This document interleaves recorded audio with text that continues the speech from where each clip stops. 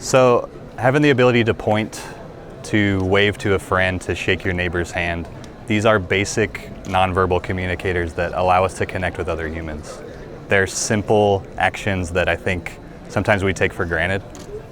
And that's why first and foremost, we're super excited about the potential that our design has to bring that connection back to the potential users of the Ellen Meadows Foundation.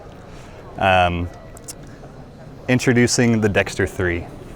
It's a functional, simple, lifelike mechanical prosthetic hand.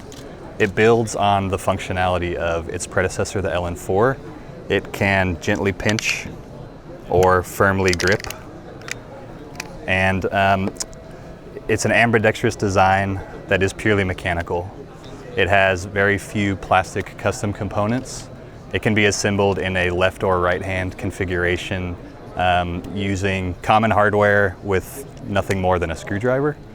And so that's why in general we believe that the Dexter 3 strikes a healthy balance between functionality, simplicity in manufacturing, and that ability to bring a human connection back to the life of those who have lacked it. So thank you Bernard, Charles, Suchit, and Gianpaolo, and the SOLIDWORKS community for considering the Dexter 3.